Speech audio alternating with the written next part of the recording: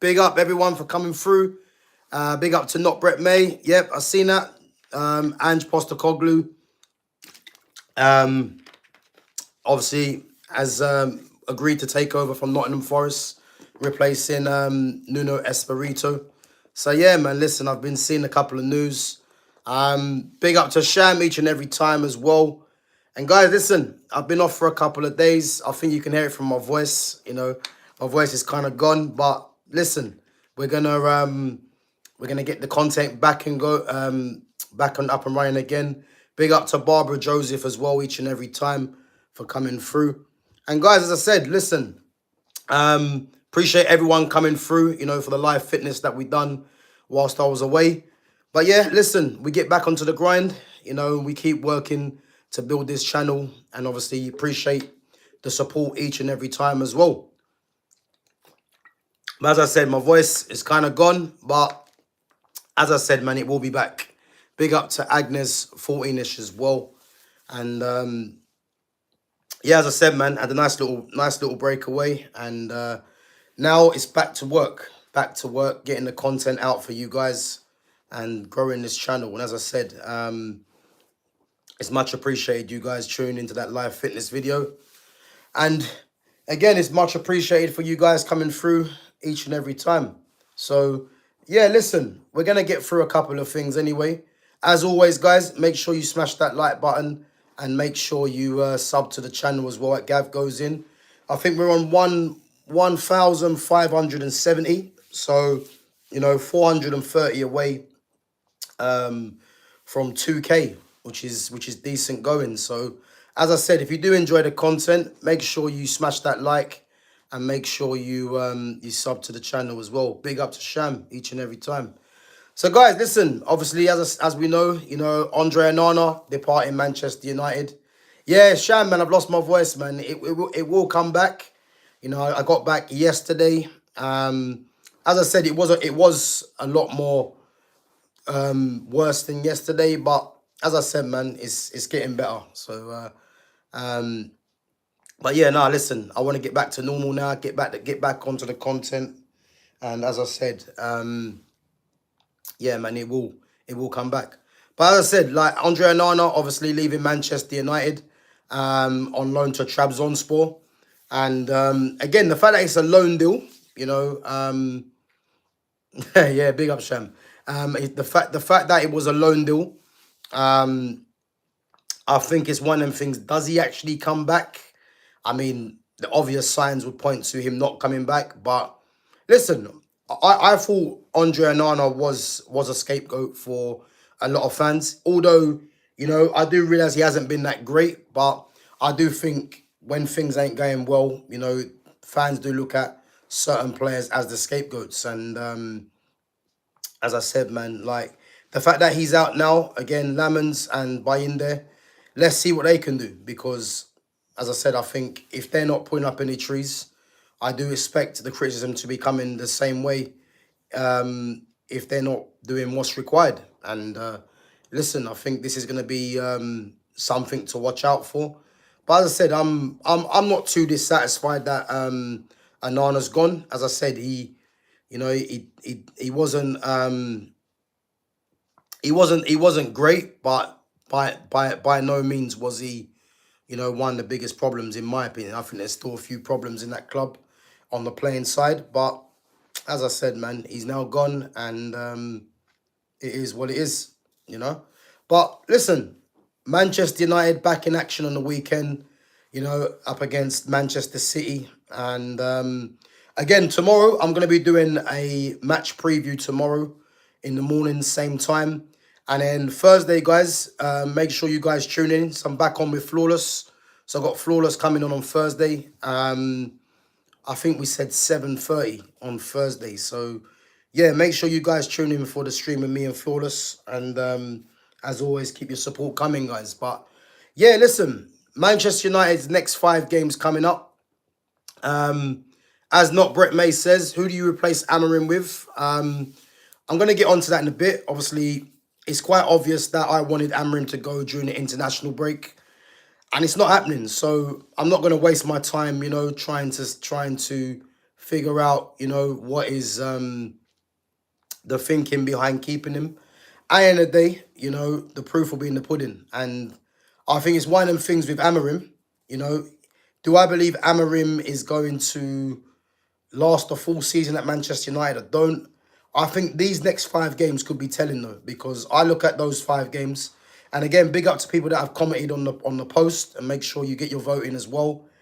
I've put down, how many points do we expect Ruben Amorim to get in these next 5 games, which is against Manchester City on the weekend, away, Chelsea at home, Brentford away, Sunderland at home, and Liverpool away.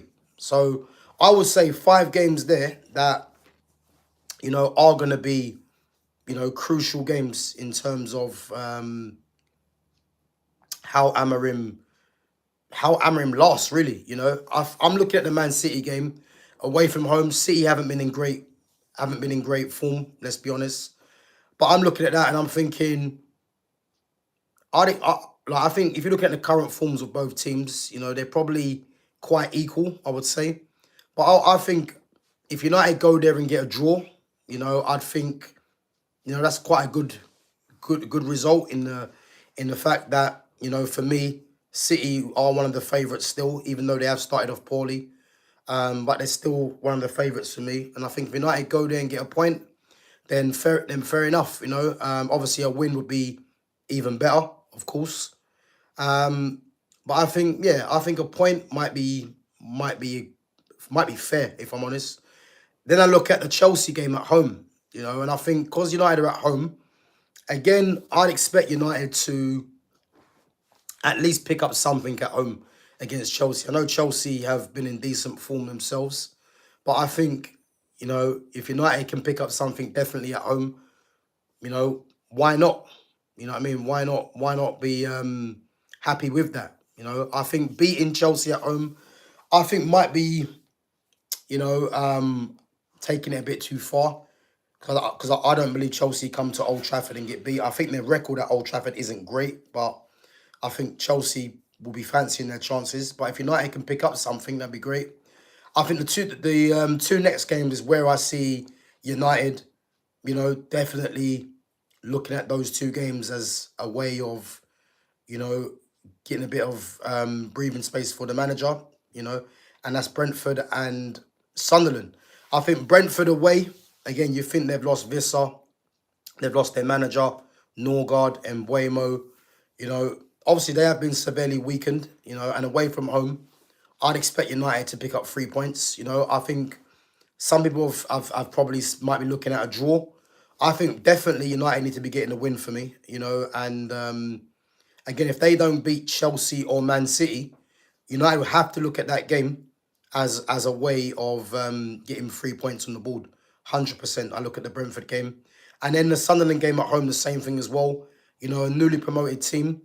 Again, Sunderland haven't started off too bad. I think they've got what? Is it one win? I think they might have 1 win and a loss and a draw or something like that. But yeah, as I said, they've started off okay. But I think United at home will be fancying their chances more than any other game out of those 5 to pick up the 3 points. And I think going into that Liverpool game away from home, I think that Liverpool game is going to be tough, And again, if United pick up, I would say 6. If United pick up 8 points, I'd in them 5 games, I'd say, do you know what? It's decent, 8 points, but that's 2 wins against Sunderland and Brentford, and then if you pick up, a point against City and Chelsea and Liverpool, it's not bad doing, But I think if United get beat by City, for me, they would have to beat Chelsea, have to beat Sunderland and Brentford. And then the Liverpool game, I would look at that as more of a free swing in a sense, But they've got to get the job done in those other games before they come to Liverpool. And this is what I'm saying. Does Ruben Amorim survive these 5 games? Because for me, I think it's a case where, I did say, I think that Burnley game might have bought him a bit more time, personally. But I think these next 5 games coming up now, I think this could be judgment day for Ruben Amorim. I'm not gonna buy into people saying he deserves more time and and all this other stuff because ultimately, if you're not getting the results, and the team's not going in the right way, a change does need to be made. And I think if we're looking at what the way Ineos have acted ruthlessly, you would say, in removing some players, and even if you go back to Dan Ashworth being removed as well, I think you'd have to say, they're not going to stand for any kind of reluctance to sack the manager, in my opinion. So I think these 5 games could see Amorim in trouble. Again, I wanted him out before the international break, but as I said, Ineos for me, and this is why I said I'm keeping my eye on Ineos, because they made the same mistake in not getting rid of Ten Hag, and then ultimately paid the price, really. So they're making a slight another mistake with the manager, because these next 5 games are going to be tough, and it starts with Man City on the weekend. So we'll have to wait and see what happens, and yeah, we'll have to look at what's really going on, because I'm just not of the opinion that this manager can be in charge for for any longer than these 5 games if they don't go right. And I think we have to kind of see what they're on, Ineos, really. But I think so far, it's been a bit of a mixed bag for me, really, with Ineos, because the Eric Ten Hag keeping him was a problem. And then you look at, obviously, the fact that Amorim survived this 2-week international break, because, again, they're not going to sack him before the Man City game. I think it's one of them things where you have to say they've failed in that respect. But who knows, man? Who knows? But I'm going to say, how many points do I think United should be getting? I think minimum, you know what? I'm gonna be quite ruthless. I'm gonna say minimum 9 points. I think minimum 9 points United need to get in their next 5 games. Guys, let me know what you think in the chat. How many points do you think Amorim needs to get in the next 5 games? Because I'm gonna go with 9, and that's beating Brentford and Sunderland, and then beating either City, Chelsea, or Liverpool. I think if he gets 9 points, I think you'd have to say, do you know what? That's not bad, because I didn't expect that. But I think anything less than that, I don't think it's going to be acceptable personally. So yeah, as I said, man, I'm looking at 9 points. And I want to see some good performances as well. I do, but who knows? Who knows? Big up to Ghost Stick Kid as well for coming through. Yeah, big up. So Sham says, Onana made a couple of comical errors, but it's the team that let him down. There are other players worse than him. He's been made a scapegoat. I agree. I agree. And again, this might be different, a lot of differences of opinion, Again, Onana wasn't great for Manchester United. He hasn't been great, but for me, when you're a black keeper, you are going to be getting criticism regardless, playing for one of the biggest clubs in the world. And as I said, I done a stream, I want to say a couple of weeks ago, and I compared Onana in comparison to David Raya, Edison, Allison, and who's the other one? And Robert Sanchez. And if you look at all the key stats for a goalkeeper, Onana wasn't the worst in any of them. I don't think it was. So I think he was either joint or he wasn't the worst, basically. So again, I do believe he's been made a massive scapegoat for this club. Even though, as I said, he hasn't been great. But as we know, there are other sinister stuff that does go on at the club. And for me, I do believe it was a case of, let's just get him out because, for other factors, But again, if Jason Wilcox, especially, if he is someone that wanted him out, then again, we have to trust his judgment, because who he's brought in so far, I think, has to be looked at as, you know what, yeah, he gets it, you know. Big up to Gabriel Vasquez, says, what team do you support? Manchester United. So, yeah, if Jason Wilcock's wanting him out, I'm happy with that, because, as I said, what he's brought in so far, you know, can't be overlooked in terms of Embuemo, Cunha. And again, the Sesko one, I wasn't a massive fan of, but the fact that Højlund's at the door and Sesko's there and there is potential there with him, fair enough. Obviously, Sene Laman's coming in.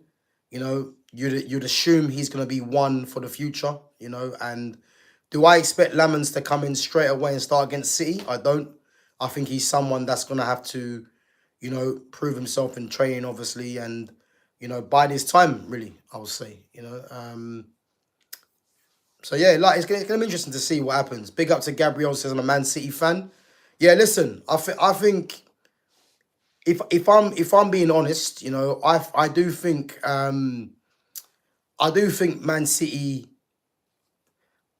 I think City will win. And the reason I think they'll win is because they're gonna be under massive pressure, you know, because I don't think I've ever remembered a Man City team under Pep Guardiola losing 3 games in a row. You know, back-to-back losses, you know, in the Premier League is unheard of for City. And to lose 3 games against their to lose a 3rd game against their rivals, I think yeah, that's gonna take its toll, man, for Pep Guardiola and for the club as a whole, because they're gonna be in dangerous territory, man, if that does happen. Gabriel says Man City and United prediction. So Gabriel, I'm gonna be back tomorrow morning, and the same time, and I'm gonna go through all that tomorrow. So again, yeah, I'd rather save that for tomorrow, man. But I've got my views, you know, because I want to go through the lineup as well. I think the lineup is going to be key. City and Chelsea, City and Man United, from both teams, and I'm going to go through what I believe both teams will play. So yeah, man, make sure you tune in tomorrow and we'll go through that. But yeah, just going back onto yeah, the 5 games for Manchester United. Oh, sorry, the signings from Jason Wilcox. As I said, I've been happy with Wilcox, so we have to trust we have to trust his judgment, that he knows what he's doing, and I'm firmly behind that. I mean, when they were linked to Conor Gallagher in the window, the summer transfer window, for me personally, that was concerning, you know, and I think it's one of them things where, from what I've heard, United were only looking to sanction a loan as like an emergency loan. And I think Amorim wanted the permanent. And for me, I would have lost my shit if Conor Gallagher would have ended up at Manchester United. And it's one of them things for me is that Man United for too long have had the wrong type of players in their lineup, you know. And Manchester United have gone away from having real quality on the pitch to having players that are just athletes. And Conor Gallagher would have fitted that whole thing of just bringing in someone that's got legs.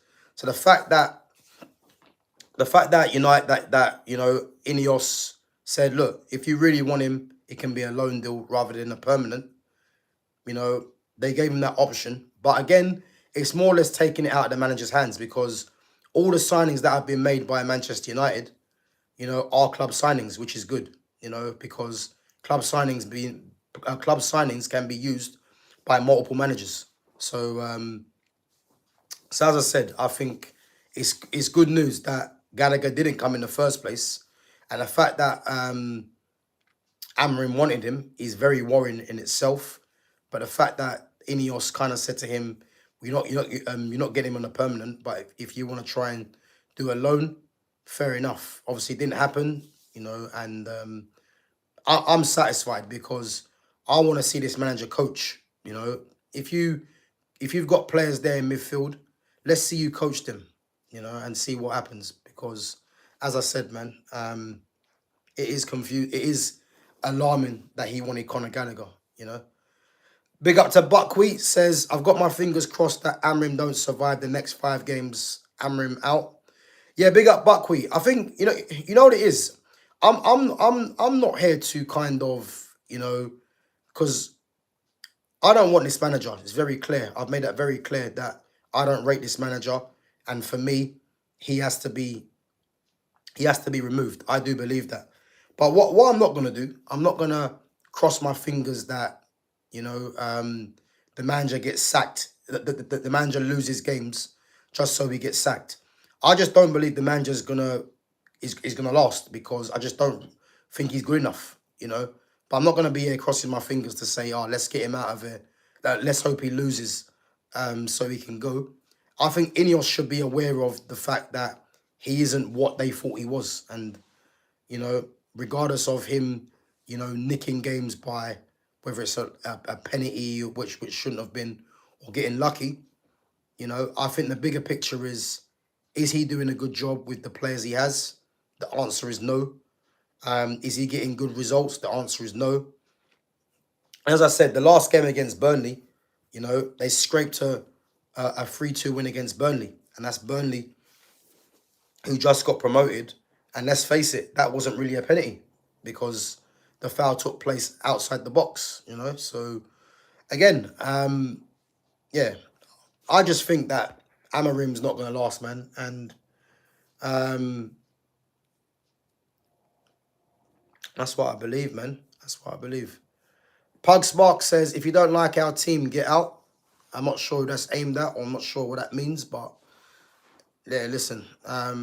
Pug Spark, man, if you make sure you put something a bit more clearer, man, so we know who you're trying to target there. I'm guessing it might be to someone else that's in the chat, but yeah, let us know what you think, man. But yeah, let me know, guys, what you think. Oh, it's aimed at Amorim. Okay. Yeah, listen, his comments that he said, in that press conference after the Burnley game. I mean, some people might like that, thinking that he's actually being honest and saying the truth. But to be honest with you, it's quite alarming that he comes out with that and no one's looking at him thinking, I can't believe he just said that. Like he comes out, the things with Amorim, he talks too much. That's one of the main things. It's like just get this team playing better football, getting results, and calm the talking, because he does way too much talking, and it's he's making himself look silly at times. I think only fans out there that are invested in the manager will think that what he's saying there, is positive. But when if you're a player and you're hearing your manager say, not to mention as well, you are losing games and you're not performing well. If you're playing, you're hearing your manager come out saying, sometimes I hate my players, or whether the comments that he said, you're bound to be looking at his manager thinking, is he trying to throw us under the bus, or, is he just trying to use us as scapegoats in a sense, But as I said, he does talk way too much, and it's one of them things where yeah, who knows, man? Who knows what's gonna happen? But I think Ineos are gonna act. I think sooner or later. I'm disappointed that they haven't acted in this international break, but you'd have to believe that sooner or later the plug will get pulled, man. I'm convinced of that. 100% convinced of that, and yeah, it's one of them things, man, that we have to just, I suppose, keep our fingers crossed that United can get positive results, starting with Man City on the weekend, and as I say, it's a tough run of fixtures, man, because I think even against Sunderland and Brentford, they're not going to be easy games. Brentford, as we know, at home, even though they have lost players, I don't think that's going to be an easy game, even though I do expect United to pick up 3 points. And again, Sunderland at home, who knows how that's going to go? Because, I said, United struggled against Burnley, and Sunderland have probably started off better than Burnley. So, yeah, we have to wait and see, man, what happens in that one, So, yeah. But, guys, look, Keep giving me your questions in your comments. Let me know how many points you think United should be getting. And let me know if there's any other news. Because I say I've missed a lot of the news over the last couple of days. I've also lost my voice, as you guys can tell as well. But yeah, it will be coming back. Timeless Clip says, Man U is foolish. Get him out now or just wait 10 games and still come to the same conclusion. Yeah, big up to Timeless Clips. I agree. And the problem is that United made this mistake with Ten Hag when Ten Hag should have gone. Ten Hag shouldn't have had the start of the season, and then United kept him on and ended up sacking him anyway, which again is crazy business. And I just don't think them doing the same thing with this manager, is the right way to go about it. And as I said, the first 5 games, which was again, how many games they played so far? So they got beat by Arsenal. Yeah, 3 games. So beat by Arsenal, draw with Fulham, and win against Burnley. 4 points. So yeah, as I said, these next couple of games, man, are going to be interesting to say the least, because these are the kind of games that you want to see United and see what they do. City and Chelsea, 2 teams that will be, right up there. So let's see what happens, But I do think they need to act. And again, I'm confident that United pull the plug. I don't want it to wait to the final to those 5 games. I don't want it to get that far if this manager is proven incapable. So I think they need to act before that. But who knows? Who knows? So Sham says, I think United will only win those 2 games against Sunderland and Brentford. Yeah, I mean, if we're being honest, I think those are the 2 games that a lot of the fans will be targeting as the 6 points. And then the City, Chelsea, and Liverpool games it's more like a whatever we can get, will be a positive. I know a lot of fans might be looking at the City game as a way of United picking up 3 points because City's been in bad form. I don't quite see it that way, but I do agree with Sham. I think 6 points against those 2 teams is a must. But for me, I think because of the way United started, 4 points from 3 games ain't great. This is why I'm saying 9 points, because I think out of those Man City, Liverpool, and Chelsea games, United for me have to win at least one of them games, and then beat Brentford and Sunderland for me, definitely. Eric Ten Hag is the smartest manager. He manages to so bad that they have to terminate his contract, which gets him like 5 to 6 million. Yeah, big up to Arsenal and Pakistan cricket team. I kind of hear that. You know what I mean?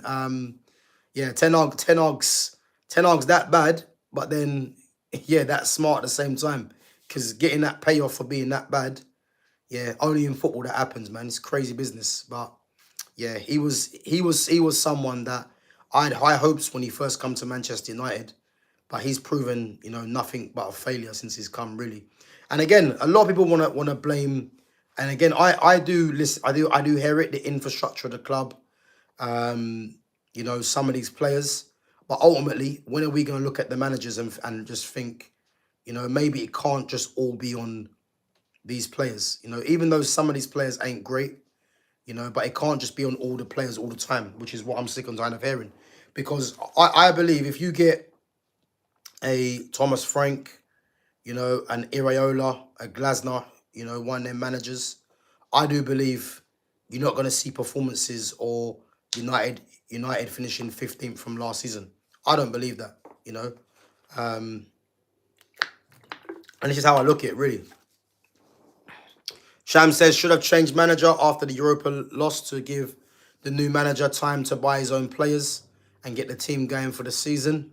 Yep, I agree with that one. I agree. Gav, where do you think Newcastle will finish without Isak? I'm still going to have Newcastle finishing in the top 6. I think the fact they've lost Isak, but they've brought in Nick Walter-Marder and Johan Visser. Again, Johan Visser has shown that he can score goals in this league at Brentford. And if we're thinking he's gone to a better team, you know, he can only get better, really. Walter-Marder is more one for the future, but from what I've seen of him, I definitely do think he will definitely give something to Newcastle, you know. And I think they've got a very good manager in Eddie Howe. So I think under Eddie Howe, they'll be fine. I think the top six is going to be difficult because, again, if we're looking at City, Liverpool, Chelsea, Arsenal as the four teams that a lot of people will be looking at as the four teams that will be in there. Again, you've got Tottenham, you know, you've got Newcastle, you know, you've got hopefully Manchester United in there as well. But again, there's a lot of teams that will fancy their chances in being in the conversation. So, as I said, yeah, I think it's one of them things where we'll have to wait and see, man, how things pan out. But I think Newcastle will definitely be up there for sure. I do think that. And who knows, man? I think in the long run, you know, it could be seen as a smart bit of business that they've done, because I still stick with the fact that them selling Isak for 125 and not getting at least 150 is a surprise. But they have actually spent the money well. You know, they brought in experience and they brought in youth, and they brought someone in that knows the Premier League as well. You know, so I do believe they'll be all right under Eddie Howe. But yeah, I'm gonna say between top 6 and top 4, I think Newcastle will do. And I think if they get that, you know, that's probably a positive season, you know. And again, they might even spend in January. So I think depending on where they are in the league in January, you know, they might go and spend to take them on again. Who knows? But I'm gonna say between top 6 and top 4, I expect Newcastle to finish, you know. Big up to Mark Harris says, Amorim wants to blood lemons at the highest grade, doesn't play Kone, Chido, Mainu. Portuguese bias, Bruno Dallo, girlfriends, one formation. He will be sacked. Ineos didn't buy a midfielder, don't trust him. So yeah, big up to Mark. So listen, yeah, I think Sene Lemons, I think the very fact that it's a Manchester derby, I don't see him starting him in the Manchester derby, because I think it's a pressure game, and when you're bringing in a player that's got no Premier League experience into a pressure game like that, you know, I think it's a case where you're doing him a disservice in a sense. So I do think Bayinde will play, and again, Bayinde has been playing, so Bayinde will start in goal for me.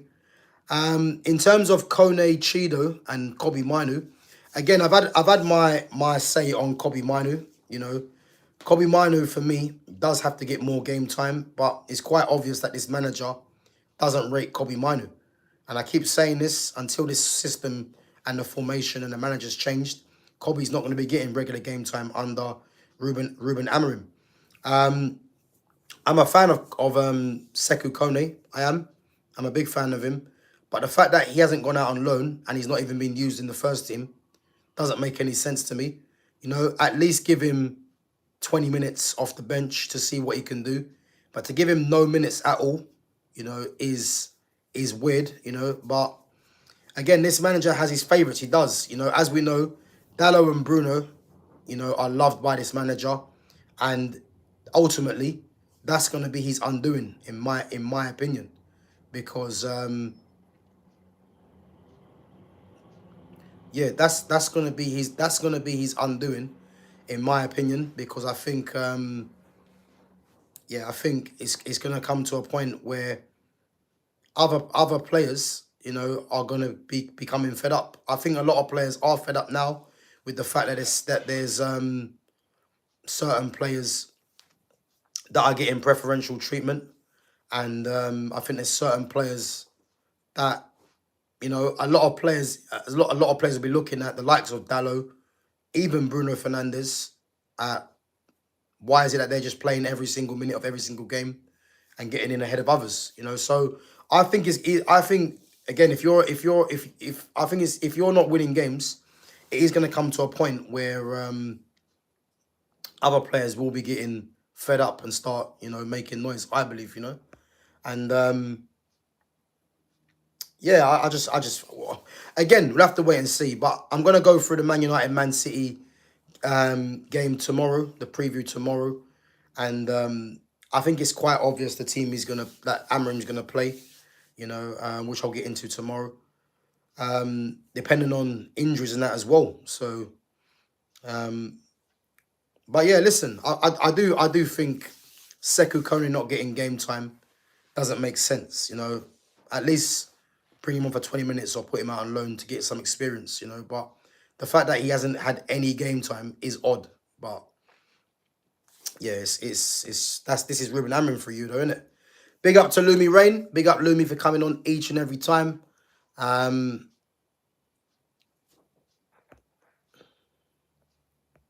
So Mark says Amorim is making Arteta look like Ancelotti.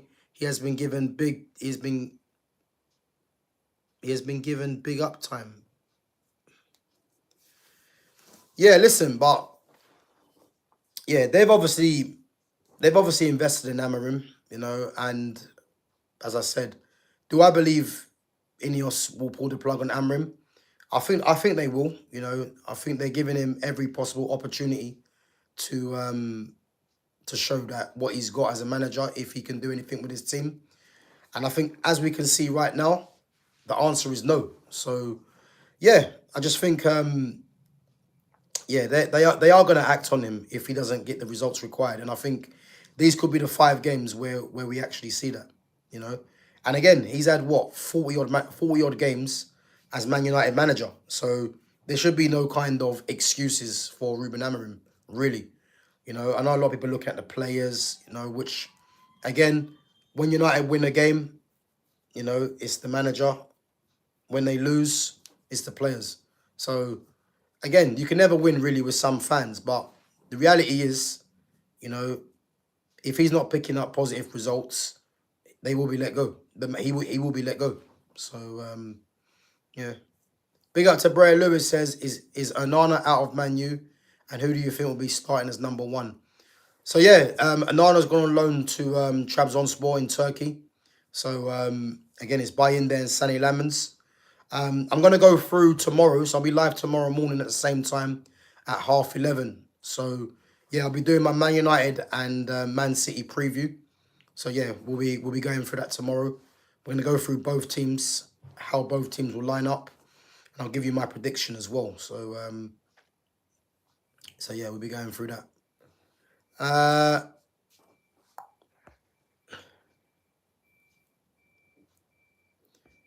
So yeah, Sham, Anana's gone on loan to Trabzonspor already. So yeah, he's already there. So so yeah, I wonder what happens if he comes back or not. I wonder if he comes back. Yeah, we'll have to wait and see. Guys, make sure you're smashing that like button and make sure you're subbing to the channel as well. Big up yourselves each and every time. Let me know some of your questions, guys. Let me know some of the news that's happened. I've missed a couple of news over the last couple of days. Let me know what you thought of the international break. Again, I haven't seen no games over the international break. I heard that England beat Andorra 2-0, which again's poor. You think Andorra, part-time footballers, and England only managed to beat them 2-0. For me, England should be beating the likes of Andorra, the Liechtensteins, those kind of countries, Moldova. They should be beating them comfortably, 6-7-0, 8-0. The fact that they're actually struggling against those teams and beating them only 2-0, it just shows you why when they come to play against the very best, it's always a struggle against the very best. Because if you're struggling against Andorras of this world, then yeah, it's crazy. You know what I mean? Gav, Madaway, K Marino, and Calafiori all getting flowers. Not even in and out of a best 11. Depth is crazy. Yeah, big up to Lumi. Listen, I'm gonna be here for the tears, Lumi. So when your team fail again, You know, I'm gonna be here for the tears because the prop for some of these players at Arsenal is crazy, man. It is mad. You know, I just hope for Arsenal's sake, you know, that they win a Premier League or a Champions League because, as I said before, that should be the minimum requirement for for Arsenal and their fans. You know, so if they don't, once they don't win it, you know, it's gonna be comical again, man. Because you know, I got a friend that I was debating with actually on the train yesterday. Funny enough, and we were going at it for like about we were debating our points on um we were debating our points on Arteta staying or going, and he actually said to me that if Arteta was to finish outside the top two, he's happy. He'll be happy with Arteta staying as manager. And again, if you're an Arsenal fan and you're in the chat, let me know if you think that's acceptable. Because I've got a good friend who's an Arsenal fan. He said to me yesterday, if Arsenal don't finish inside the top two, he doesn't mind Arteta staying on. Because he looks at that as a blip. Let me know what you think, because I think that's crazy. I think the next step for Arsenal is to win a trophy, the Premier League or the Champions League. But if they finish outside the top two, then yeah, I think that's poor. That's poor. Big up to Ennis there. Big up, bro, for coming through. Big up, man. Sham says, how do you feel about having a young goalkeeper between the sticks? Would it be too much pressure? I mean, again, this is what I'm saying. Against Man City, I don't believe Lamens gets thrown in purely because it's a Manchester derby. So the pressure would come into that. But again, I think if we're looking at Jason Wilcox, and he's obviously identified Lamens, him and Ineos have identified Lamens as a future player. So you got to kind of give it, you know, optimism in that sense. But personally, I just think the pressure will be on. And it'd be very interesting to see if, as a goalkeeper, you know, if teams start trying to, you know, put pressure on him in the corner from the corners and see what he's about, really. Because again, he wouldn't have had to have faced anything like he's faced before coming to the Premier League. You know, because there will be teams there that will try and rough him up from corner kicks, etc. And again, how's he going to handle that? So yeah, that's one to watch. But I think the only way you cope with pressure is by being in a pressure environment. So can he try and get a place? Because obviously at the moment, with Onana gone, Bayinda is the number one. And it's going to be up to Lamens now to try and force Bayinda out of the team. And that's what it is.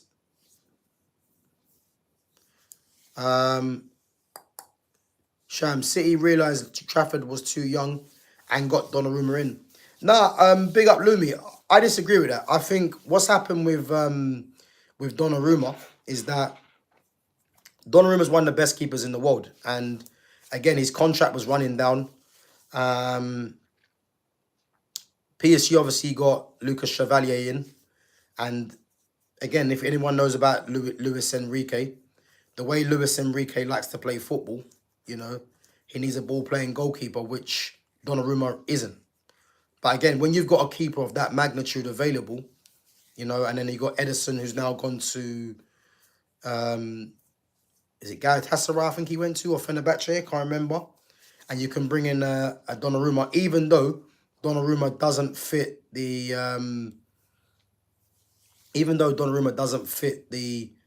the profile of a goalkeeper that Pep usually likes, he's a goalkeeper that you can't really turn down. So it's not a case where Trafford's too young.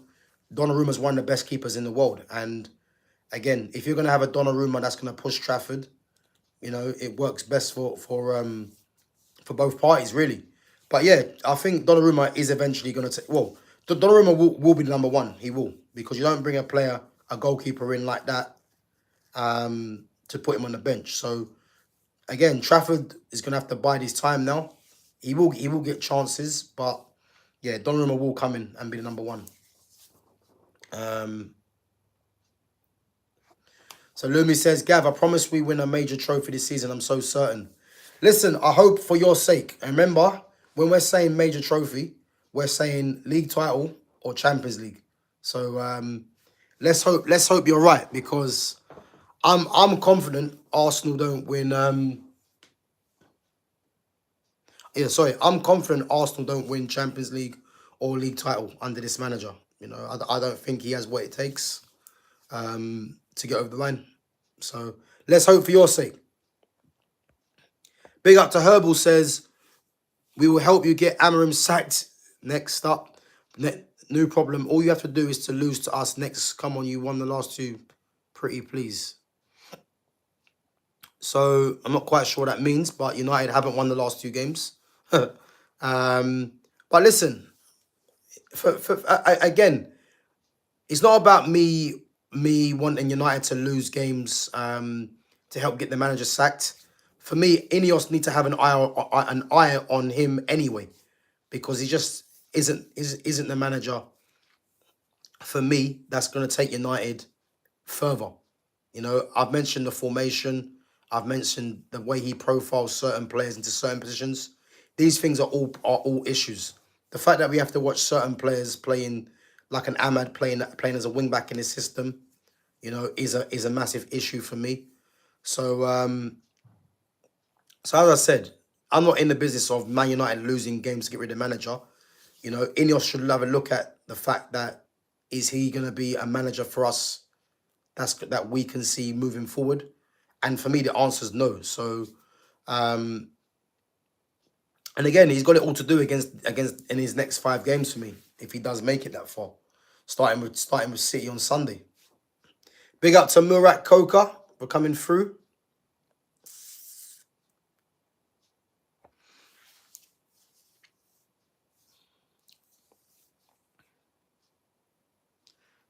Forget top 2. Do Arsenal just want to be winners of being runners up? They have to win the league.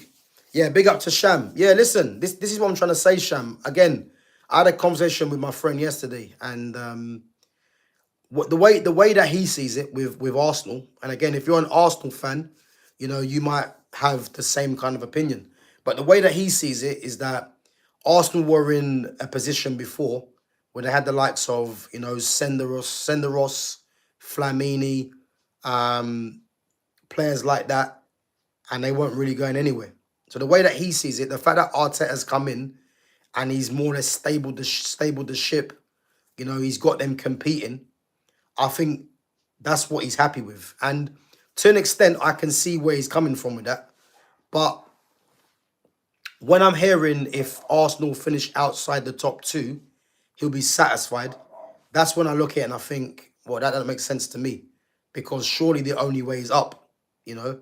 And the fact that he's happy with Arsenal finishing outside the top 2 this season and looking at it as a blip, if you're an Arsenal fan, how do you feel about that? Because if Manchester United were finishing second 3 times in a row, but yet we finished outside that top 2, why would you be happy? Because I wouldn't be happy. I'll be thinking this manager has to go, because quite clearly he's not going to get us over the line.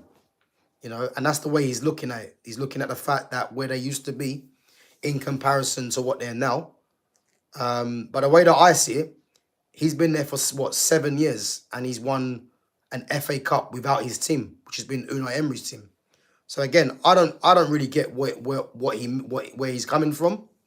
You know, I get the fact that Arteta has stabled the ship. I get that. But at what point are you going to go to the next level? Because I don't believe Arsenal go to the next level with this manager. I just don't think Arteta has it when it matters. You know, and as I said, Champions League or league title is what needs to be the ambition for them, you know, next. So, yeah, big up to Herbal, man, for subbing. Big up.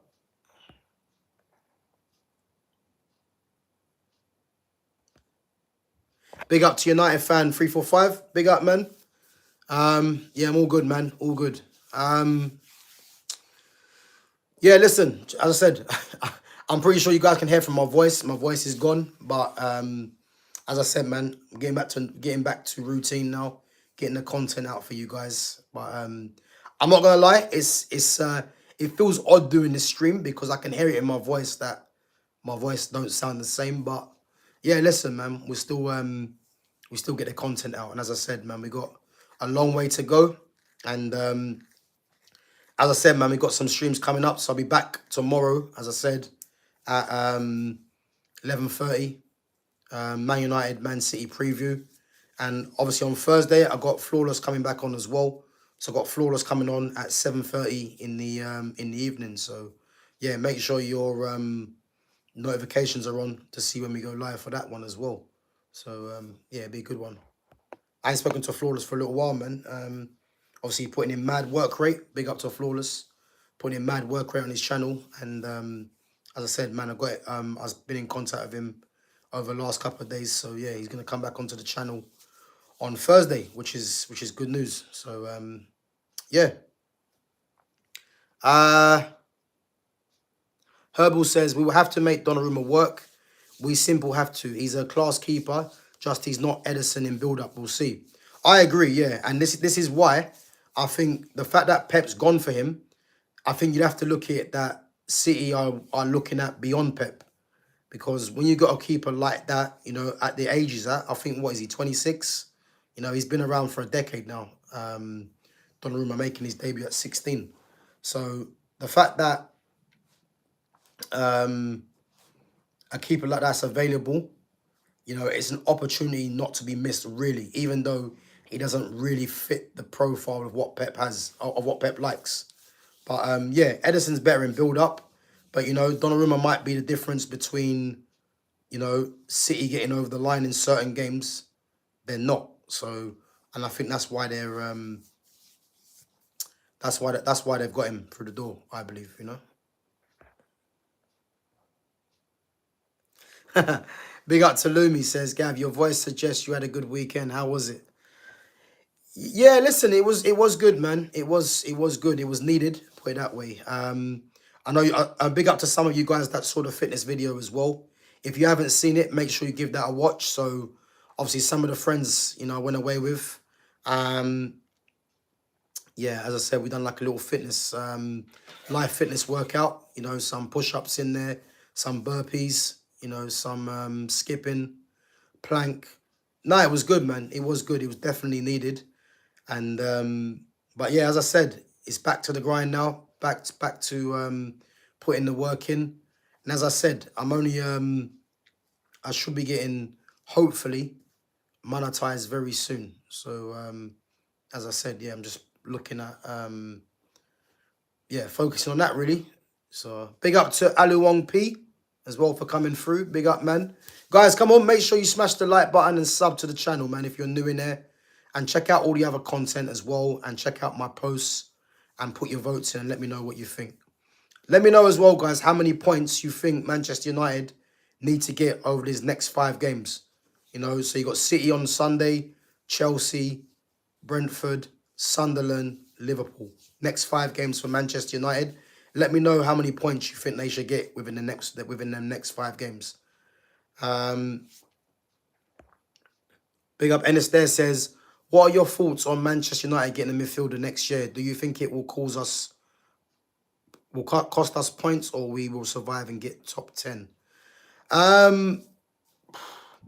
Again, this midfield talk is boring me. You know, I'm actually like desensitized now from the midfield, because I truly believe I truly believed United was gonna get Baleba, and the fact that it never happened is annoying. But I think it's one of them things where I don't even want to think about next year. I don't want to think about it. I mean, the fact that they were targeting Conor Gallagher is a massive concern. But I think by all accounts, that was being driven by Ruben Amorim. And I think Ineos said to him, look, if you desperately want a midfielder, you know, Conor Gallagher's available, but only on loan. We're not signing him on a permanent. If that's the case, then, you know, that is concerning that he wanted Gallagher. And the fact that it never happened, yeah, I'm happy with, because now he's going to be forced to coach these players, you know, and see what he can do. So yeah, as we know, Man United need new midfielders definitely. Can we get one in January? Who knows? I'm not sure. I think it depends on. I think a lot of it depends on if the manager's still here, because if the manager's not here and United change their system, all of a sudden the urgent need for a midfielder isn't going to be as urgent as it is right now. It's only this system that's making people think the midfield is a lot worse than it is. And again, we do need reinforcements there. Man United need a midfielder that can build up, you know, like an Adam Wharton. You know, I want Baleba, because in terms of what Baleba's going to offer is what United need. But in terms of build up, United do need like an Adam Wharton or a player of that ilk, really, you know. And it's going to be one of them things where, yeah, next season they are going to make. I expect United to make at least 2 midfield signings, you know. But January is we're going to see what happens, really. But yeah, I'm just a bit fed up now talking about the midfield situation, because you know midfield should have been prioritised definitely, and obviously it wasn't. So yeah, it's a bit frustrating on that sense.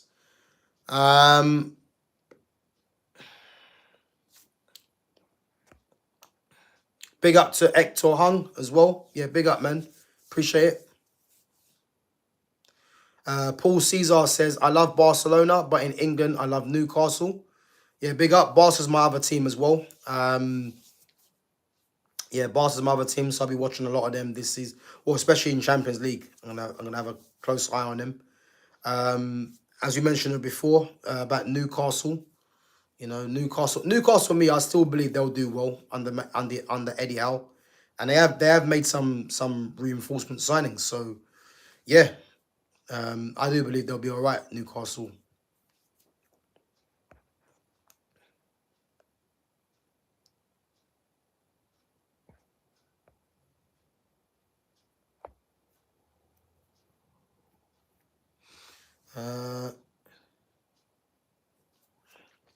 Big up to Niche Fan says, how can Amorim be in post and not play Minu, Xerxes, and Mazraoui instantly? Yeah, but Niche Fan, what we need to kind of realize, yeah, because I think it's pointless moaning about Xerxes, Minu, and Mazraoui. What you need to realize about this manager, and this is one of the reasons why this manager has to go. This manager doesn't rate technical players. He doesn't. He rates athletes and runners over technicians. It's very obvious that he does that, you know, because you're talking about Xerxes, Kobe Minu, Mazraoui, along with Ahmad. All 4 of those players don't play regularly in his team. You know, I think Mazraoui, probably, to be fair, is the only one. But Ahmad is playing wing back and sometimes might be seen as on the periphery. And then again, Manu doesn't really play, neither does Xerxes, because this manager rates work rate and athleticism over technician. And again, this is part of the problem, because I don't care what anyone says, you know, you're gonna be a better team if you've got the better players in terms of being technically sound than just having a bunch of athletes. Because a bunch of athletes can only get you so far, you know, and this is the problem. So the fact that he favours athleticism over quality is a massive red flag for the manager. So yeah. Yeah, big up Lumi, man. So Lumi says, awesome work getting Flawless in. I love him back on the pod. Yeah, listen, we got him coming back on Thursday. So yeah, if you guys tune in on Thursday at 7:30, yeah, me and Flawless will be going into this Man United talk. And again, I want to get his thoughts on how this whole summer played out, really. You know, that's what I want to see where he goes with this, and if he's satisfied on the business that's been done, and in terms of outgoings and incomings. So yeah, make sure you guys join us on that Thursday, man. It'll be a good one. Lumi says, one of your friends looks like a transformation project for you. Yeah, you know what, Lumi? Big up, man. It will be very interesting to see who that person is. But yeah, listen, it was just good to get, you know, some fitness going. I think it's important when you do have a little break, you don't change your habits in terms of I'm someone that, I love training, I love going to the gym, and it's one of them things where just because I'm away for the weekend, you know, the work doesn't stop, so you still got to put in your fitness, get your fitness in, and yeah, keep it routine. So it was good. It was good. I enjoyed it, man. It was needed. But as I said, we're now back to normal and we're now back on the grind, getting this channel popping off, man. And again, much love to each and every one of you for showing the support to the channel and making sure that you guys are here all the time, man. It's much appreciated.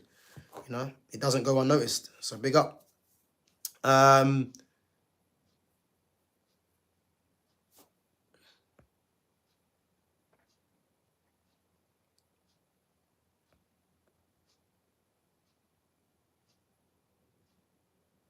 Yeah, big up to Flawless, man. Flawless is a real one. As I say, I've been watching Flawless and watching rants and bants from the very beginning, and a lot of the things they say, I agree with. In terms of how they see football, in terms of a lot of the players that they rate is a lot of the players that I like as well, and you know, they're two people that I've watched from the very get go, and the fact that Flawless is obviously on the channel and that coming on the channel.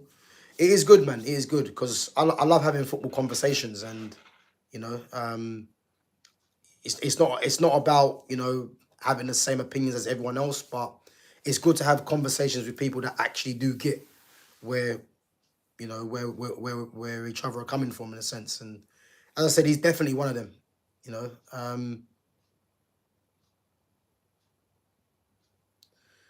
uh,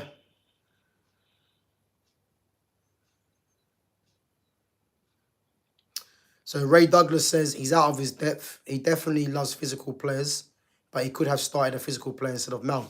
But again, Ray, and I agree with what you're saying, Ray.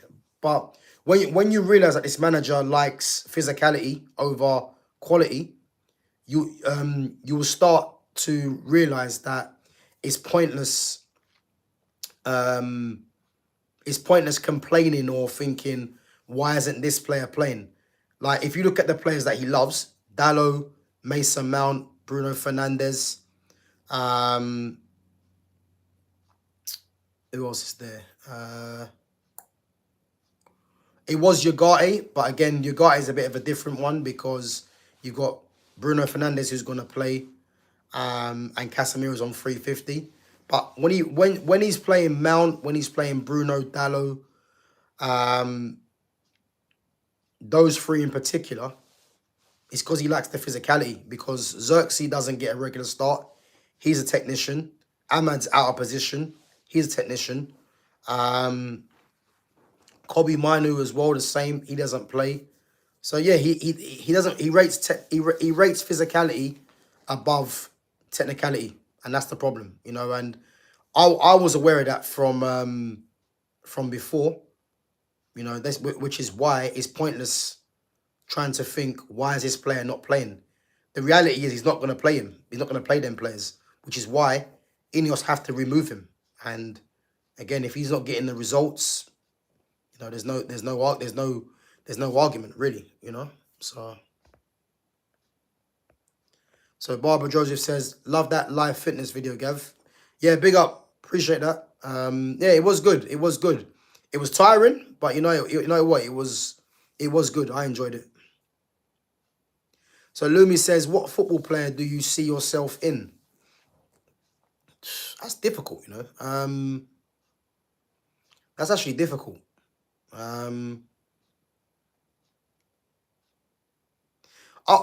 would say, a player that I look at as being possibly reminiscent in the sense of being that I'm left-footed.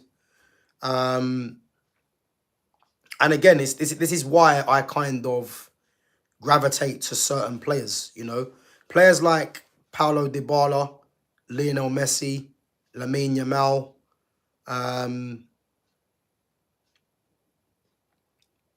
players like that are left-footed, that are number 10s, obviously being 5 foot as well. they're the kind of players that I kind of dovetail to, you know, or because I look at how their game is played, and it's very similar to how I kind of play, you know. Eden Hazard's another one, even though he's right-footed, you know. But yeah, they're the kind of players that I kind of gravitate to because they're very similar in the sense of how I play, you know. And yeah, they're the kind of players. But that's a great question, Lumi, because I've not really been asked that one before. But yeah, they're the kind of players that I kind of look at, really, you know. Big up to Chris and Mark as well. Big up, man. So Lumi says, I'm painting my banister today. Yeah, big up Lumi, man. Make sure you do make sure you do, Lumi, a good job, man, because as I said, man, it's a job that Arteta's not doing properly, man. So maybe you can be that person to show Arteta the way it's done. Big up.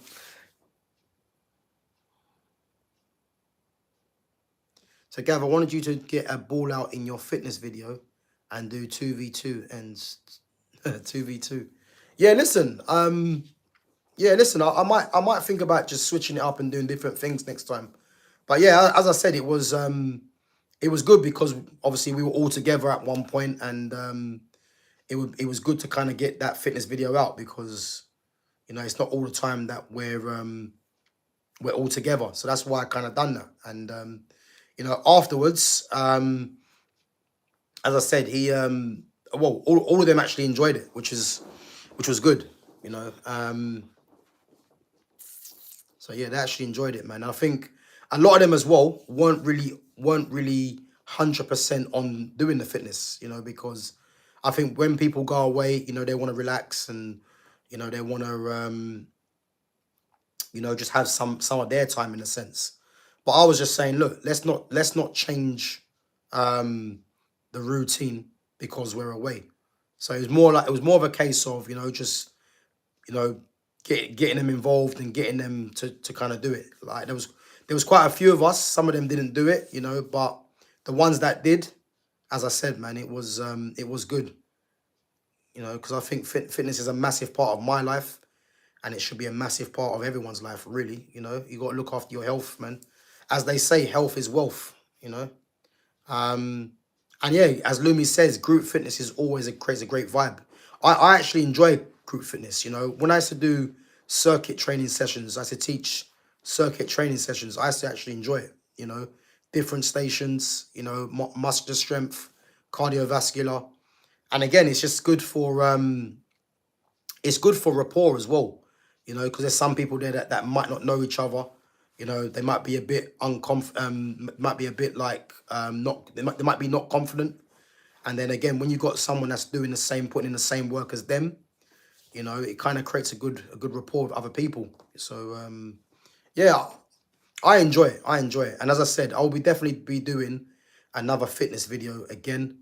Not sure when, you know, but definitely one will definitely be coming out again.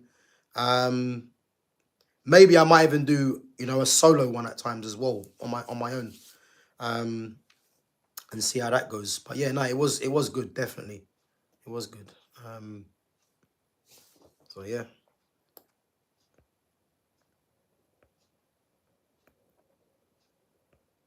guys, come on, smash the like button and sub to the channel.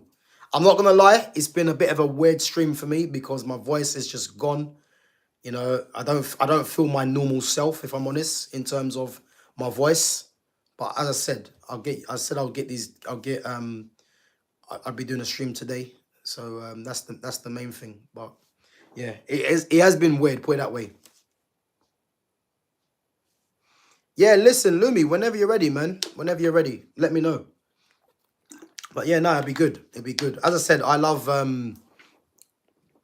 love training, and yeah, group classes are good, man. They are good.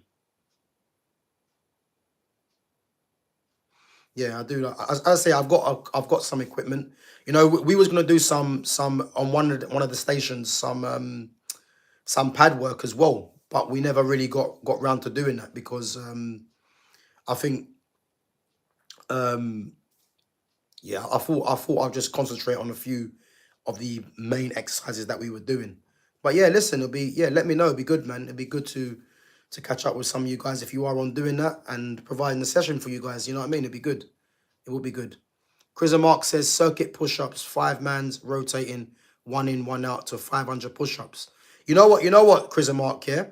That is something I would 100% do. Because I love push-ups anyway. You know, I love push-ups, and you know what? That would be good, man. That would be good. Something like that, you know, I would take part in. I love doing things like that. Lumi says, what's the best cardio? Has to be boxing for me. Has to be boxing. I think there's no training like boxing in terms of cardio. It's hard, but you get the benefits from it, which is why I love doing pad work. You know, I love pad work because you're doing cardio and you're doing and you're working your muscles as well, and it's enjoyable. You know, you're working on self-defense, you're working on your fitness, and you're toning the muscles. So yeah, for me, boxing cardio is the best for me. I enjoy that a lot. So yeah, I would say that definitely. And it's there says, what are your thoughts on Nottingham Forest sacking their manager, and why do you think he was sacked? Again, you know what it was? I think it's important that we kind of look at, technically he didn't get sacked. I think it was more of a parting of the ways, mutual parting of the ways, because when I look at someone getting sacked, I look at, you know, it's untenable that that manager has to be sacked, whether it's results, you know, or other things. But I think, by all accounts, the chairman and Marinakis and Postecoglou wasn't getting on. So I think it was a mutual partner of the ways, you know. And again, Nuno done a very good job for Nottingham Forest, but there was obviously issues going on there. And I think a lot of it was the signings of certain players not coming in or stuff like that, really. But so yeah, I think that's why he went. But they've got Postecoglou in now, and again, I've heard that Postecoglou and Marinakis are actually quite good friends, you know. And I think with the money that Forest have spent, I think Postecoglou might take Nottingham Forest.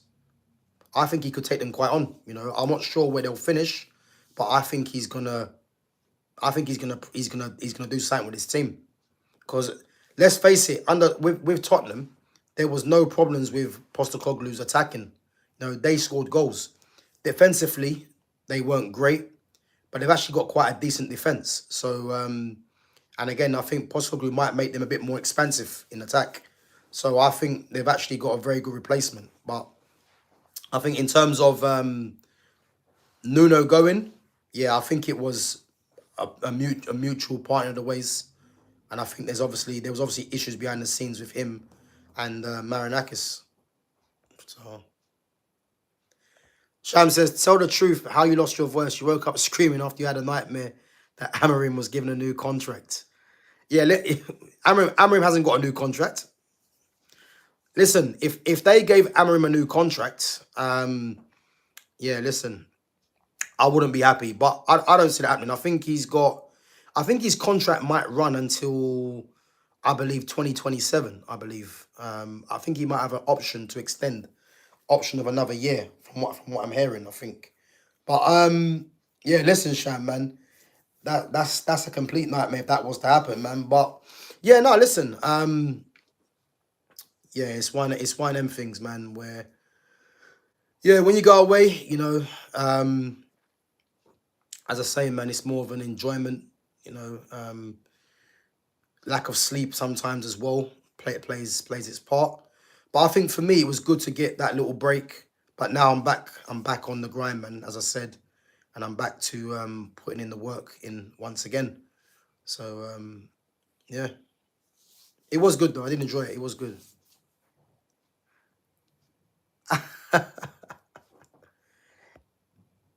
Gav was singing "Mysterious Girl" too loud. You know what? You know why I'm laughing at that? Yeah, because I'm not gonna say anything, but that comment there lets me know that, yeah, it lets me know that, yeah, we're on the same page. Even though I wasn't singing "Mysterious Girl" anyway, Peter Andre, if anyone didn't know. But yeah, Lumi, that's a funny one. But yeah, lets me know that you're onto something there. Big up though. Um,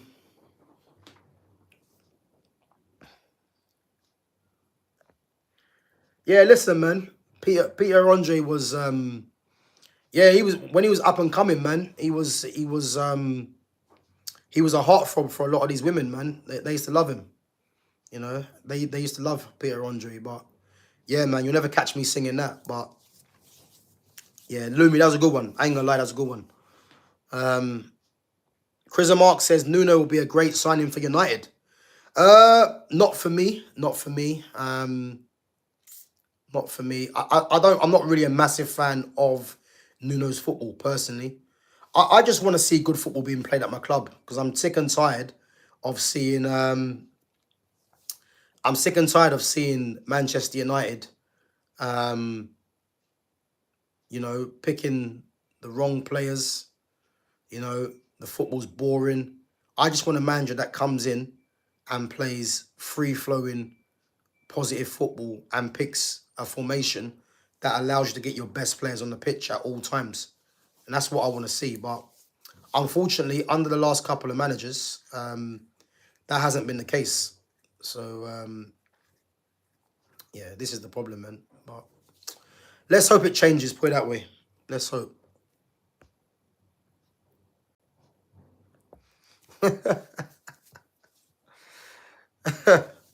Must have been a lot of United fans at that 90s nostalgia weekend. Say no more.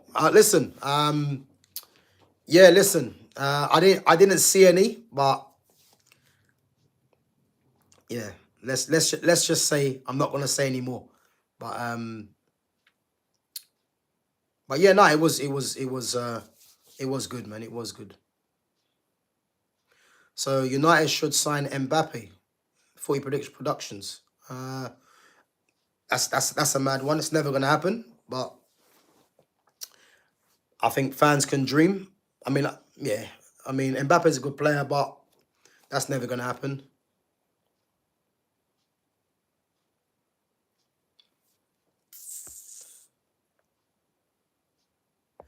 What do you think of Victor Groceries? So Gyökeres for me, as I said before, and again, any Arsenal fans, certain one in this chat, they'll have their own views on it. For me, Gyökeres is someone I never wanted United to sign in the first place, and I think with Victor Gyökeres, you know, a lot of it with him is is the goals, even though the goals were in the Portuguese league. But I look at his general play, and I've never really been a fan of his general play. So, do I believe he's the missing puzzle for Arsenal? I don't. I don't. I just think with this manager, I don't think they're gonna do anything significant really. But they have filled the gap in terms of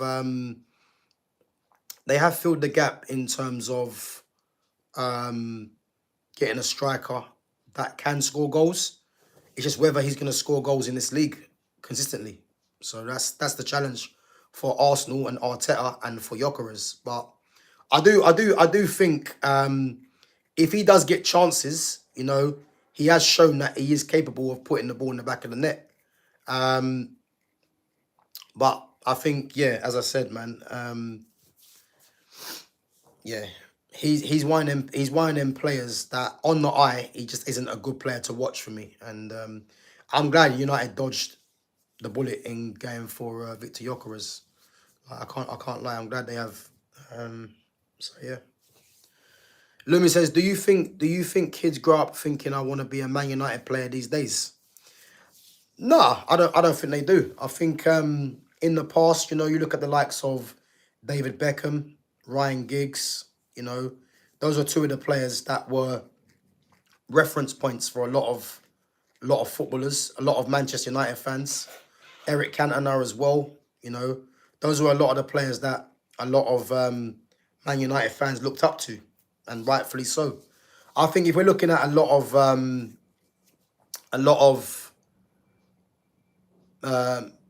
kids now growing up, a lot of the players they're looking at that they want to be like are players like Lamine Yamal, Mbappe, for some reason, Jude Bellingham, Vinicius Jr. would be another one of them. In the Premier League, you'd probably say Cole Palmer. He's one of them. He might be a reference point for a lot of kids growing up. Foden might be one as well. But I think, yeah, I look at Man United and, you know, I look at younger players that might look at players as to idolise in a sense. I'll definitely say someone like an Ahmad might be one of them. But yeah, I definitely do think that, man. I definitely do think that. Yeah, I definitely do think that, man. Trying to think who else there is really, because it's mad because before there used to be quite a few. I think a lot of kids would have looked up to Garnacho, funny enough, where I don't really understand why, but I think he was another one. Yeah, I think it's worrying times. Kobe Minu could be one as well, you know, obviously coming through the youth. But yeah, I think in terms of players being looked up to, I think it's the Yamals, the Mbappes of this world that people look up to more than most, I would say, yeah. Lumi says, did Man United make a mistake selling Beckham? Yes and no. I think when you get a team like Real Madrid coming in for you, you know, and obviously the fallout from Ferguson and Beckham as well with obviously his relationship with Posh Spice, I think these things were always going to come to a head because, again, I was around in that era of football and Beckham was becoming, he was becoming, you know, you'd arguably say as big as Manchester United, you know, and Beckham for me was, you know, I followed Beckham's career. You know, he's actually from an area not even too far from myself, really. And I followed his career from young. And the guy's put in, the work that he put in is what made him the player that he was. And obviously when he became involved with Victoria Beckham, again, another guy that was a heartthrob for a lot of women in that era as well. Probably still is now. You know, he was someone that was revered. And it's one of them things with Beckham that Ferguson used to control everything, and the fact that Beckham was with Victoria, was with Posh Spice, which Ferguson probably didn't really like too much. You know, it's one of them things where something had to give. And if anyone remembers the incident in the change rooms where a boot was thrown, which obviously I think cut Beckham's head, that would have been the last straw. You know, I remember the game when they played against Real Madrid and Beckham was on the bench. I think that's when R9 was on a complete madness when he scored the hat trick. I think Beckham came off the bench and got 2, and I think that might have been one of his last games for United. But yeah, listen, they didn't make it's hard to say if they made a mistake selling Beckham. But I think it's one of them things where, yeah, he's becoming bigger than Manchester United, you could say, you know, which Ferguson obviously didn't like. So I think it was probably right for both parties for that to happen. But again, Beckham going is what allowed the likes of Ronaldo to come through. So in hindsight, you'd think it was good business, really, you know.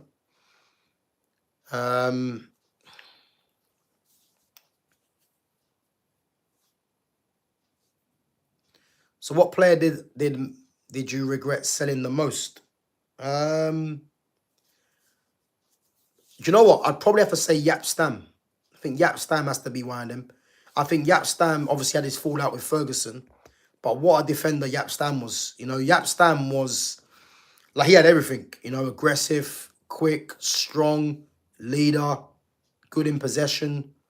Yeah, he was an absolute warrior at the back, Yap Stam, Dutch international.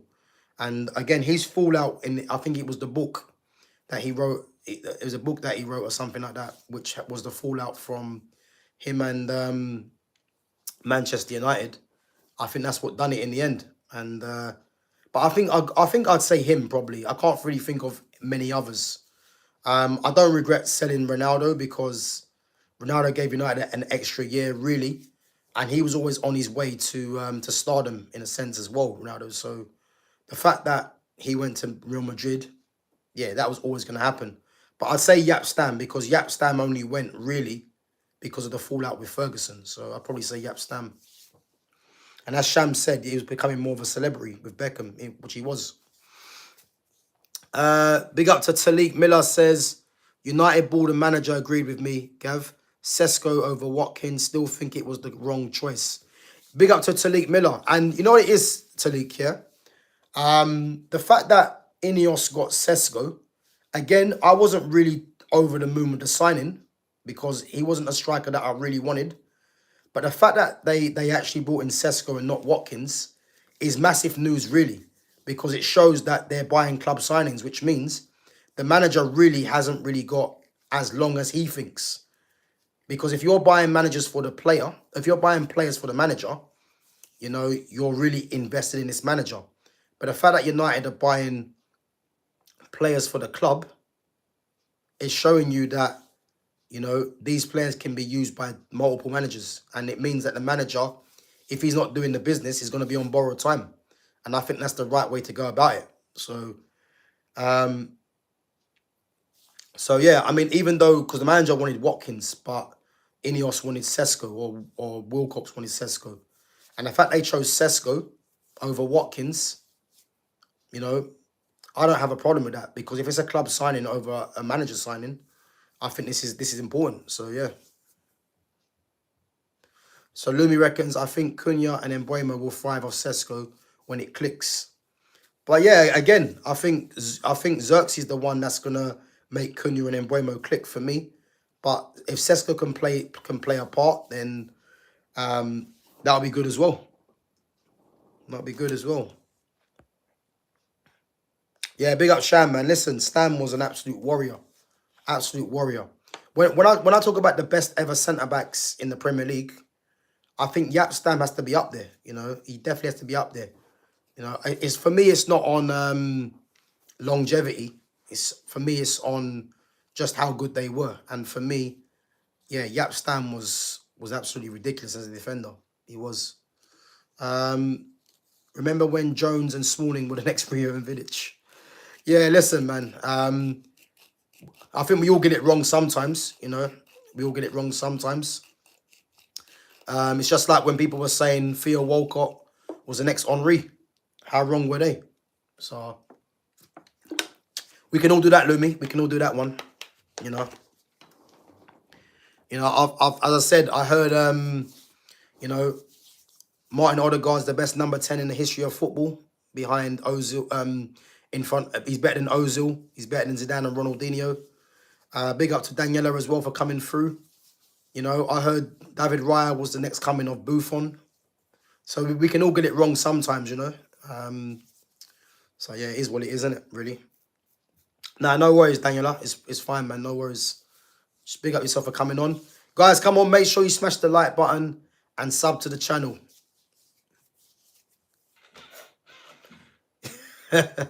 They said Bruno Cheru was supposed to be the next Zidane.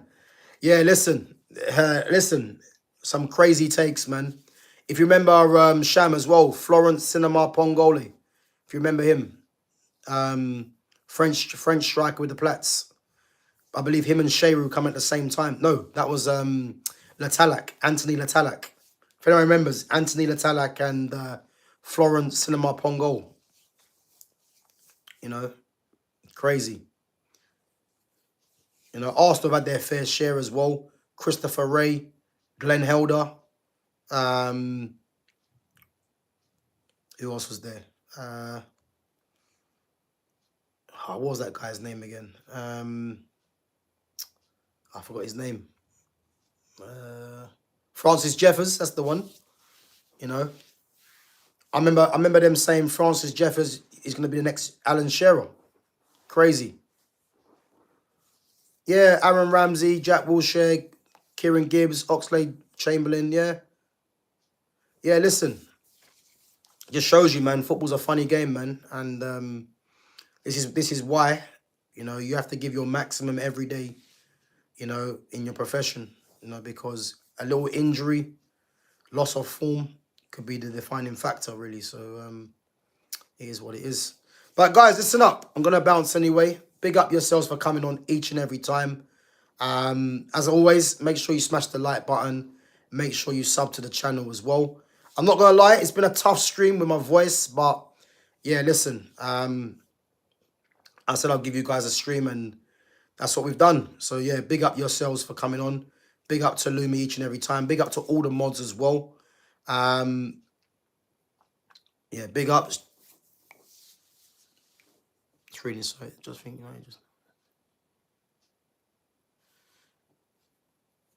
Now listen, my throat's actually fine. My throat's actually fine. It's just that I can hear it in my voice when I'm talking. So yeah, it's one of them things. But listen, hopefully tomorrow will be back. It'll be better. It'll be back as normal. But yeah, as I said, guys, I'm back tomorrow morning, same time, 11:30. We're gonna do a Man United versus Man City preview, and as I said, yeah, we're gonna go through how I think both teams might line up and my predictions, because it's a massive game. And as I said, it's a massive game, not just for Amorim, but it's probably even bigger for Pep, because back-to-back losses in the Premier League, can it be a third one against your rivals? So, and it's a derby as well. So yeah, it's going to be interesting. But as I said, yeah, back tomorrow, 11:30, and Thursday, I'm going to be back with Flawless as well at 7:30 in the evening. So yeah, guys, make sure you guys follow us. Make sure you guys give us your support as well. And smash that like button, guys, and sub to the channel as always. Check out the post, check out all the other content as well, and let me know what you think. And as I said, yeah, much appreciated you guys coming through each and every time. And yeah, I'll catch you guys tomorrow. Take it easy.